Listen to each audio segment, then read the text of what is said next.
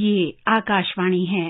Spotlight में year ender series के अंतर्गत प्रस्तुत है विशेष कार्यक्रम कोविड-19 टाइमलाइन, कोरोना वायरस के खिलाफ जंग जीतेंगे हम। इसे प्रस्तुत कर रहे हैं आकाशवाणी संवाददाता सिद्धार्थ सिंह और जागृति शर्मा।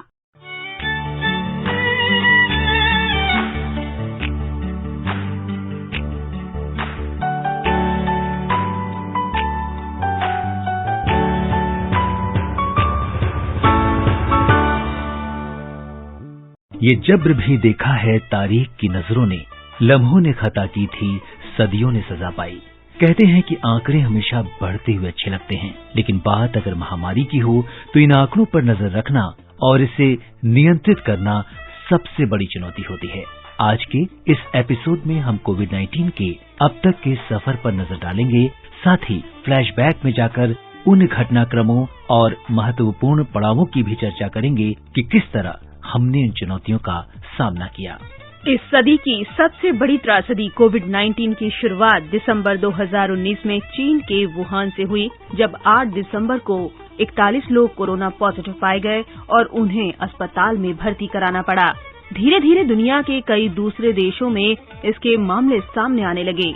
अभी तक भारत में एक भी मामला सामने नहीं आया था, लेकिन सरकार के सामने एक बड़ी चुनौती थी वुहान में फंसे भारतीय छात्रों को वहां से निकालने की।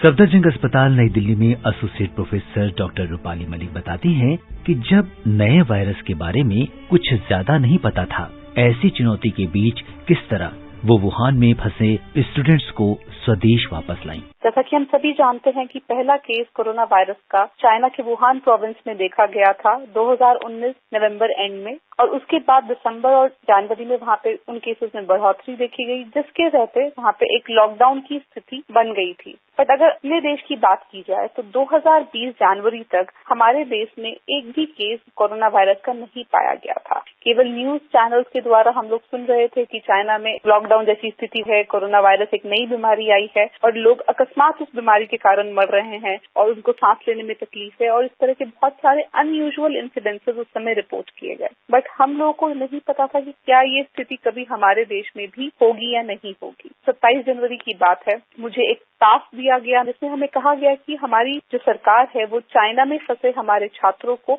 इवैक्यूएट कराना चाहती है, और उसके लिए वो एक first ever medical evacuation mission plan कर रहे हैं। हमारे देश में तो पहला केस भी नहीं आया था। हमारी सरकार ने एक बहुत ही प्रोएक्टिव डिसीजन लिया था। बहुत समय रहते हमने वहाँ से 650 छात्रों को इवैक्यूएट कराया, और उन सभी लोगों को जो हमने यहाँ लाके टेस्ट किया, सभी को नेगेटिव पाया गया था। तो ये बहुत ही सराहनीय एक स्टेप था जो हमारी सरकार ने बहुत समय रहते लिया था।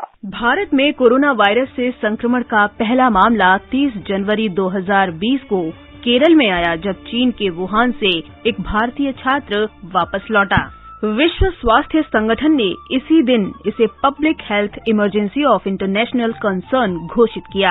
11 फरवरी 2020 को विश्व स्वास्थ्य संगठन ने नोवेल कोरोना वायरस से होने वाली इस महामारी को कोविड-19 का नाम दिया और नए कोरोना वायरस का नामकरण SARS-CoV-2 किया गया।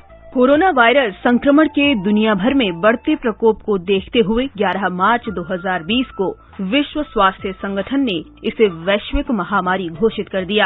12 मार्च को कर्नाटक में कोविड से पहली मृत्यु का मामला सामने आया। कोरोना वायरस संक्रमण की चेन को तोड़ने के लिए प्रधानमंत्री नरेंद्र मोदी ने 22 मार्च रविवार को सुबह 7 बजे से रात 9 बजे तक जनता कर्फ्यू का ऐलान किया और लोगों से अपनी जान जोखिम में डालकर कोरोना वायरस के खिलाफ जंग में जुटे डॉक्टर्स, मेडिकल स्टाफ, मीडिया कर्मियों को धन्यवाद अर्पित करने का भी आह्वान किया।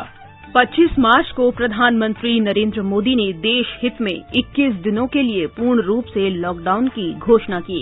हेल्थ सेक्टर के एक्सपर्ट्स और अन्य देशों के अनुभवों को ध्यान में रखते हुए देश आज एक महत्वपूर्ण निर्णय करने जा रहा है। आज रात 12 बजे से संपूर्ण देश में संपूर्ण लॉकडाउन होने जा रहा है। हिंदुस्तान के हर नागरिक को बचाने के लिए आज रात 12 बजे से घरों से बाहर निकलने पर पूरी तरह पाबंदी लगाई जा रही है। देश के हर राज्य को, हर केंद्र शासित प्रदेश को हर जिले, हर गांव, हर कस्बे, हर गली मोहल्ले को अब लॉकडाउन किया जा रहा है। देश में पहली बार विमानों, रेलगाड़ियों और अन्य वाहनों के पहिए थम गए। शायद देश पहली बार इस मंजर से गुजर रहा था। 26 मार्च को इस बीच अफवाहों और जानकारी के अभाव में प्रवासी मजदूर बड़ी तादाद में अपने घरों को वापस जाने के लिए निकल पड़े। वित्त मंत्री निर्मला सीतारामन ने गरीबों की सहायता के लिए प्रधानमंत्री गरीब कल्याण योजना की शुरुआत की। 5 अप्रैल को प्रधानमंत्री मोदी ने एक बार फिर लोगों से कोरोना योद्धाओं के सम्मान में दिया, मोमबत्ती, टॉर्च और मोबाइल फ्लैशलाइट जलाकर उनका धन्यवाद करने की अपील की। 14 अप्रैल को प्रधानमंत्री नरेंद्र मोदी ने लॉकडाउन 3 मई तक बढ़ाने की घोषणा की। गृह मंत्रालय ने कोविड नियंत्रण के लिए नए दिशा निर्देश जारी किए। लोगों के लिए मास्क पहनना आवश्यक किया गया। 1 मई को लॉकडाउन 2 हफ्ते और बढ़ाने की घोषणा हुई। जिलों को रेड, ऑरेंज और ग्रीन जोन्स में बांटा गया। 7 मई को विदेशों में फंसे भारतीयों को वापस लाने के लिए वंदे भारत मिशन की शुरुआत की गई। 17 मई को गृह मंत्रालय ने लॉकडाउन को 31 मई तक बढ़ाने की घोषणा की। 13 जून को सूंघने की शक्ति कम हो जाने और स्वाद का पता न चलने को कोविड के लक्षणों में शामिल किया गया। मोतीलाल नेहरू मेडिकल कॉलेज प्रयागराज में associate professor doctor Ajit Kumar Chaurasia बताते हैं कि कोरोना की पहली लहर में उनका अनुभव किस तरह का रहा। जहाँ तक फर्स्ट वेव का सवाल है, हम ये कहेंगे कि फर्स्ट वेव से ज्यादा जो भय और दहशत का माहौल था हम लोगों के लिए एज डॉक्टर, वो फर्स्ट मरीज को लेकर ज्यादा था, क्योंकि लगभग पूरे देश में ये पता था कि कोविड के बारे में हम लोग तैयारी कर रहे हैं, हम लोग मॉक ड्रिल कर रहे हैं। लेकिन मॉक ड्रिल करना एक चीज होती है और वास्तविक मरीज जब पहला आता है तो हमें अभी भी याद है कि जैसे ही पहला मरीज आया अस्पताल में, पूरा का पूरा हॉस्पिटल कॉरिडोर एक तरह से खाली हो गया। किसी को कुछ नहीं पता कैसे ट्रांसमिट होगा, कितना प्रिकॉशन लेना है, पीपीई किट कैसे पहनना है। तो इन सारी चीजों को हम लोगों ने एक भय और दहशत और अनभिज्ञता के तौर पे देखा और फिर पूरा ग्रुप तैयार हुआ कि कैसे इससे फाइट करना है। इस बीच भारत में कोविड जांच में तेजी लाई गई। आईसीएमआर के पूर्व प्रमुख वैज्ञानिक पद्मश्री डॉक्टर रमन गंगाखेड़कर बताते हैं कि किस तरह से देश में कोविड जांच की सिर्फ एक लैब से शुरुआत हुई और आज देश में 2500 से ज्यादा कोविड टेस्टिंग लैब्स हैं। इंस्टीट्यूट ऑफ वायरोलॉजी में सबसे पहली बार टेस्ट शुरू हो पाई 21 जनवरी 2020 में। उस वक्त तक ये टेस्ट को स्टैंडर्डाइज किया गया था और फिर बाद में तो सबको पता है कि उस टाइम पे हर रोज 2-4 ही सैंपल्स आया करते थे और 30 तारीख को पहला सैंपल कंफर्मेशन के लिए आया। वो केरला में एक वुहान से आए वाला जो स्टूडेंट था उसकी टेस्ट पॉजिटिव आई थी, वो कंफर्म करने के लिए आए। आज आईसीएमआर एनआईवी को हम अगर देखें तो आज 2500 से ज्यादा लेबोरेटरीज हमारे पास हैं। उसमें से ज्यादा लेबोरेटरीज पब्लिक सेक्टर में है, यानी सरकारी लेबोरेटरीज है। उनको एस्टेब्लिश करने में भी हम लोग कामयाब हो पाए। 8 जुलाई को WHO ने कोरोना वायरस के रेस्पिरेटरी ड्रॉपलेट्स के अलावा एयर बॉर्न स्प्रेड की भी पुष्टि की। 15 जुलाई से स्वदेशी वैक्सीन कोवैक्सीन के पहले क्लिनिकल ट्रायल की शुरुआत हुई। 11 अगस्त को रूस विश्व में कोविड की पहली वैक्सीन स्पुतनिक V विकसित करने वाला पहला देश बना। 12 सितंबर वो दिन था जब पहली बार देश में एक दिन में रिकॉर्ड 97,570 लोगों में कोरोना संक्रमण की पुष्टि हुई। 29 सितंबर आते आते पूरे विश्व में कोरोना त्रासदी से होने वाली मौतों का आंकड़ा 10 लाख पहुंच गया।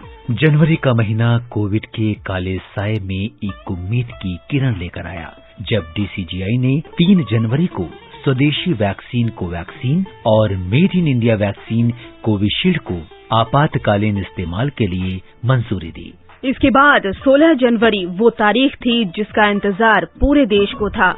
16 जनवरी को पहली बार देश में कोविड टीकाकरण कार्यक्रम की शुरुआत हुई और इसके अंतर्गत फ्रंटलाइन वर्कर्स को वैक्सीन लगाई गई। प्रधानमंत्री नरेंद्र मोदी ने कोविड राष्ट्रीय टीकाकरण अभियान के शुरुआत की घोषणा की, जो पूरे विश्व का सबसे बड़ा टीकाकरण कार्यक्रम है। King George medical college Lucknow के डॉक्टर सूर्यकांत ने अपने वैक्सीन लगवाने के अनुभव को कुछ इस तरह साझा किया। प्रधानमंत्री मोदी जी के नेतृत्व में 16 जनवरी 2021 को कोविड के खिलाफ टीकाकरण अभियान, दुनिया का सबसे बड़ा टीकाकरण अभियान शुरू किया गया था भारत में।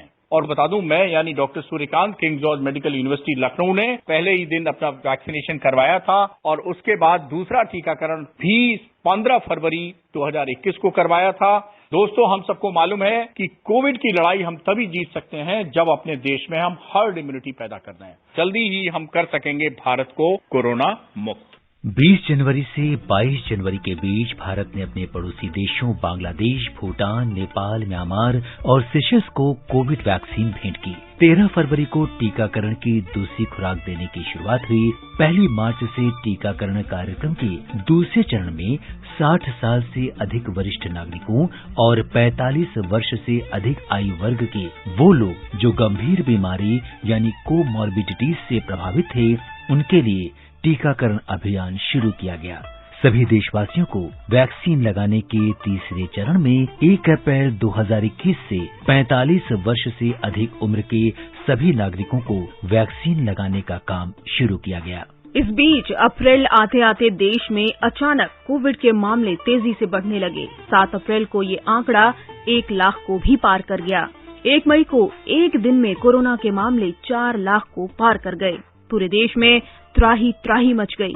एम्स पटना के कोविड नोडल अफसर डॉक्टर संजीव कुमार बताते हैं कि दूसरी लहर का वो मंजर कितना भयावह था। मार्च आखिरी सप्ताह से जो ये दूसरी लहर आई वो डेल्टा वेरिएंट के साथ है। नई वेरिएंट आई और पहली लहर और इसमें अंतर यही थी, ये बड़ी तेजी से फैली और बहुत ज्यादा ये घातक हुई। ये लंग में संक्रमण करती थी, लंग इन्फेक्शन होता था और बॉडी में ऑक्सीजन की कमी हो जाती थी। ऑक्सीजन सैचुरेशन अचानक से गिर जाता था। ऐसे मरीज को हाई मात्रा में, बहुत हाई कॉन्सेंट्रेशन में ऑक्सीजन देना पड़ता था या हाई फ्लो नेजल कैनुला से देना पड़ता था या नॉन इन्वेजिव वेंटिलेटर से, तो कुछ रिकवर करते थे। बाकी कई ऐसे मरीज वेंटिलेटर पर चले जाते थे और कई की बड़ी असामयिक दुखद मौत भी हो गई। उस दरमियान जब अचानक से देश के हर भाग में बड़ी तेजी से फैलने लगा तो अस्पतालों में बेड की कमी हो गई, ऑक्सीजन की कमी, क्योंकि हर एक मरीज को हाई मात्रा में कॉन्सेंट्रेट में ऑक्सीजन चाहिए। तो ऑक्सीजन की जो उपलब्धता थी वो पेशेंट के हर एक बेड पर मिलना मुश्किल था। तो ऐसे में हेल्थ केयर वर्कर्स के लिए, सरकार के लिए, जो हेल्थ केयर प्रोवाइडर्स थे, बड़ी चुनौती आई। हम लोगों ने अपने अस्पताल में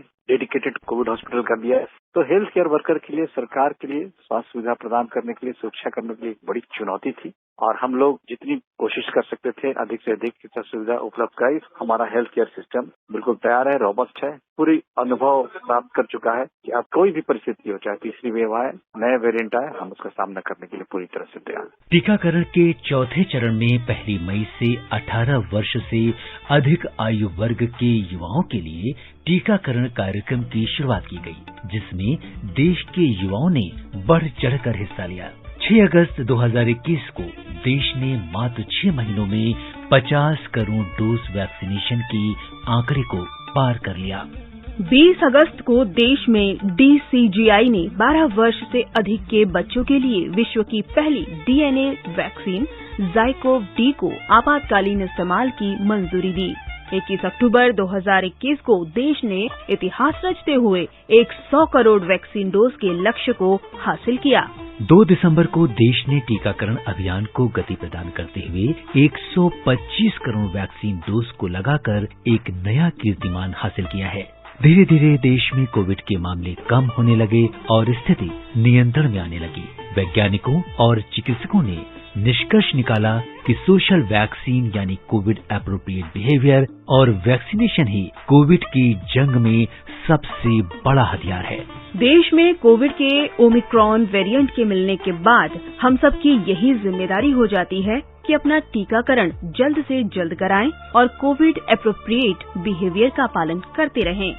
कोरोना हारेगा, देश जीतेगा।